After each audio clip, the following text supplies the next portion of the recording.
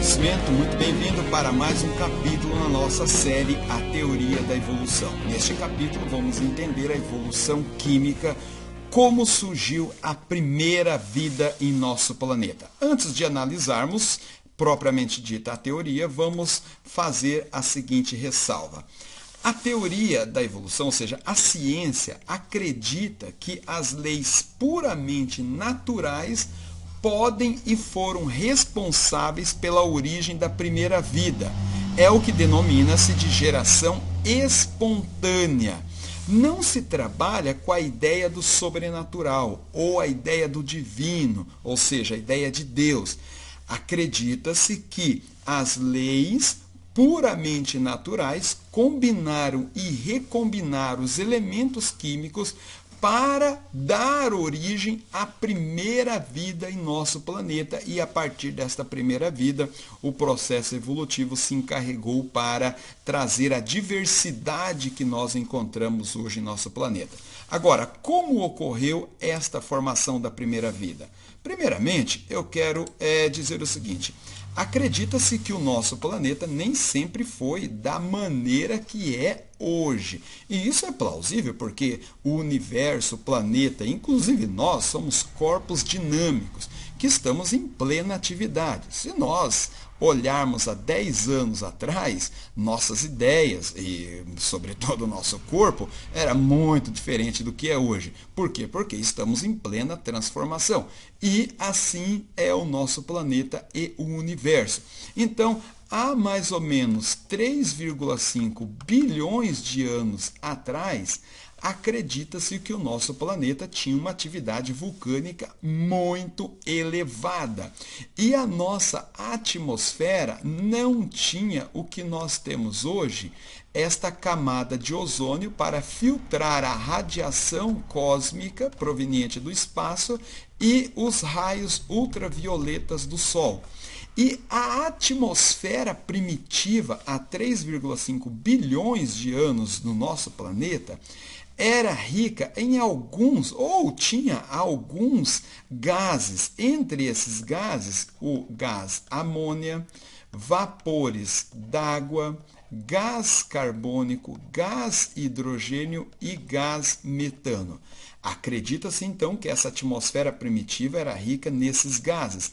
E esses gases aqui, combinando e recombinando entre si, e essas combinações sendo catalisadas, isso é importante, catalisadas por essas radiações provenientes do Sol e do espaço, foram suficientes para gerar algumas moléculas interessantes, entre elas glicose, C6H12O6, aminoácidos, NH2, carbono, C-O, OH, aqui um radicalzinho orgânico e aqui, claro, um hidrogênio para completar as ligações químicas do carbono. E também muitos ácidos orgânicos, muita matéria orgânica. E aqui, claro, os hidrogênios para completar as ligações químicas do carbono, que são 4. Então, naturalmente, esses gases, combinando e recombinando, sendo catalisado por essa radiação, produziram essas moléculas aqui. E essas moléculas, naturalmente, combinando e recombinando entre si, formaram as primeiras proteínas. As primeiras proteínas que foram arrastadas para o mar e formaram o que nós denominamos de grande sopa proteica. No próximo slide aqui eu separei uma imagem que possa talvez representar, ilustrar este mar de sopa proteica primitiva no nosso planeta. Este mar estava riquíssimo, riquíssimo de material orgânico, de proteínas, que combinando e recombinando entre si, formaram o que nós chamamos de primeiros coloides. E esses coloides, interpenetrando uns aos outros, formaram o que nós chamamos dos coacervados. coacervados. O que vinha a ser esses coacervados? Eram moléculas nucleoproteicas, ou seja, moléculas que tinham já algum núcleo com proteínas. E esses coacervados, combinando e recombinando entre si, vieram a formar as primeiras células. As primeiras células, células muito primitivas, simples, das quais denomina-se que era a primeira forma de vida surgida em nosso planeta. E essas vidas primitivas, essas primeiras células, essas células primitivas, elas tinham algumas características. Quais eram essas características? Elas eram anaeróbicas, ou seja, não trabalhavam com o oxigênio no seu metabolismo, mesmo porque não tinha o oxigênio ainda na atmosfera.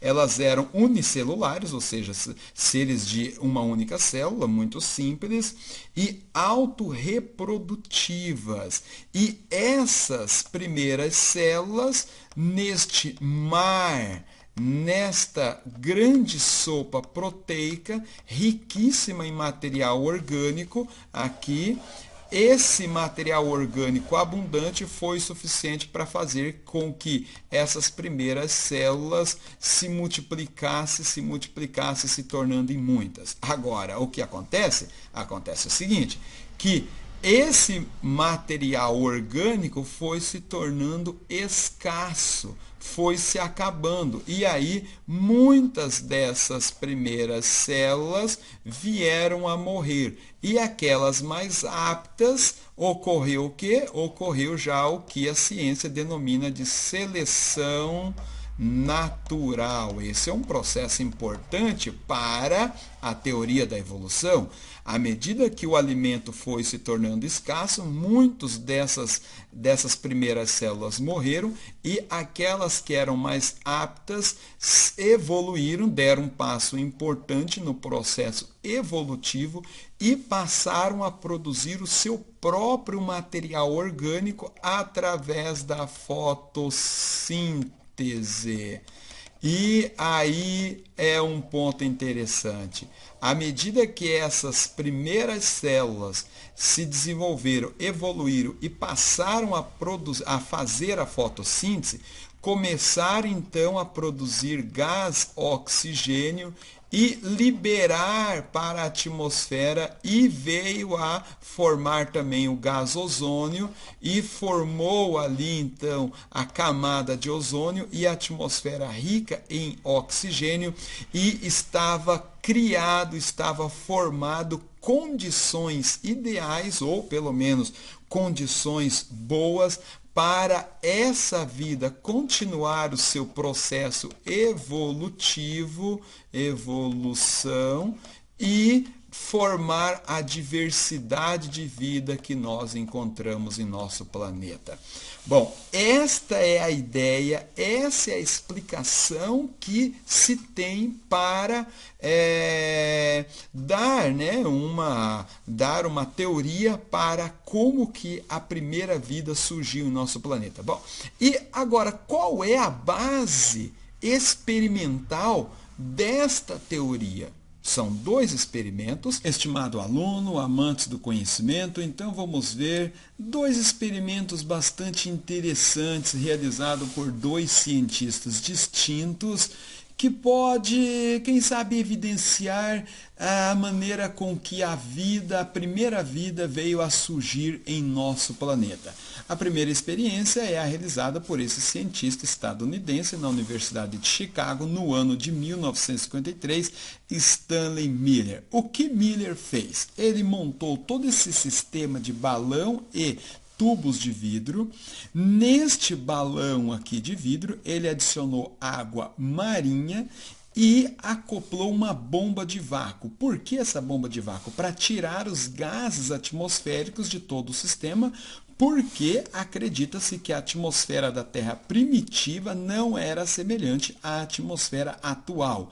E, retirando esses gases, adicionou aqui os gases da atmosfera primitiva, pelo menos que nós acreditamos e pensamos, que já vimos, são os gases amônia, gás hidrogênio, vapor d'água, evidentemente, gás carbônico e gás metano.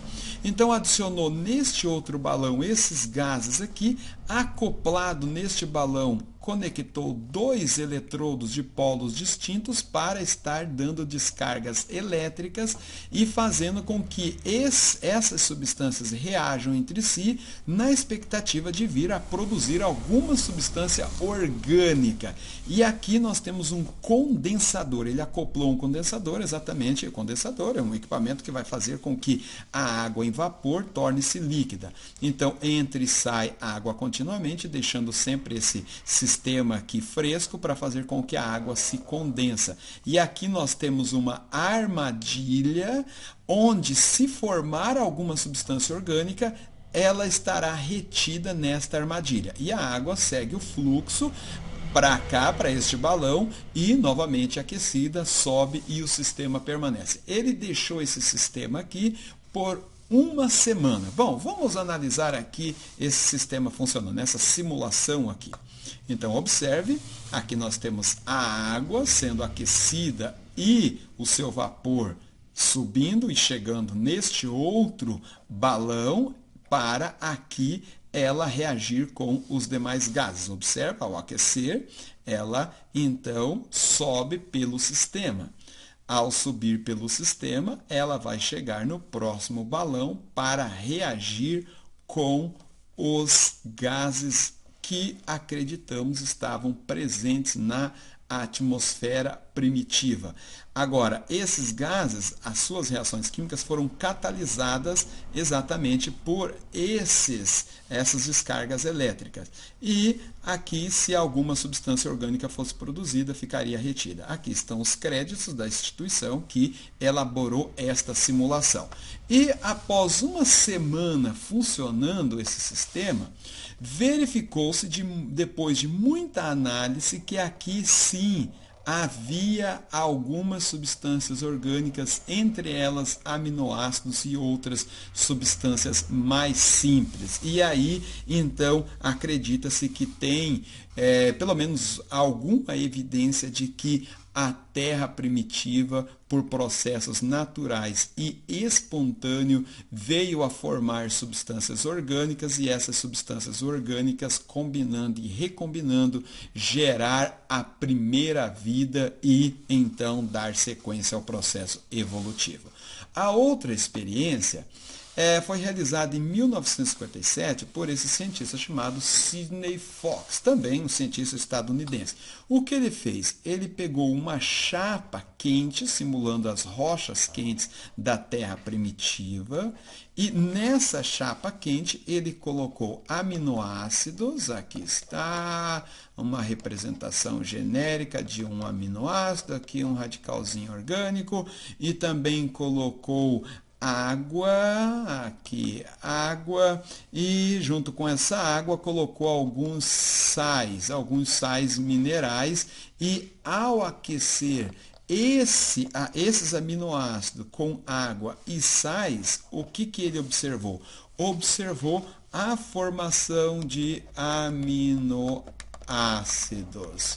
Também isso aqui acreditamos que pode evidenciar, pode ser alguma evidência de que sim, a Terra no seu estado primitivo naturalmente pode sim ter formado substâncias orgânicas e essas substâncias orgânicas vir a gerar a primeira vida. Como eu já havia adiantado no início dessa série, a particularidade dela se daria exatamente no capítulo ou nos capítulos finais, onde eu vou colocar alguns argumentos daqueles que contrapõem a teoria da evolução. Os criacionistas ou os adeptos do design inteligente.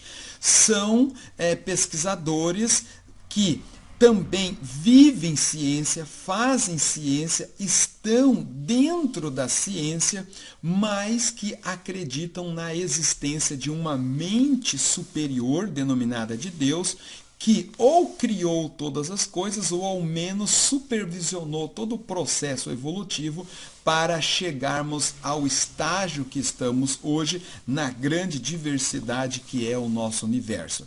De maneira alguma pretendo ser tendencioso, apenas quero colocar esses argumentos e deixar em aberto. Você decida seguir ou o caminho materialista proposto pela ciência moderna, ou um caminho aonde se encontra um criador que, ou, repito, criou ou supervisionou todo esse processo evolutivo.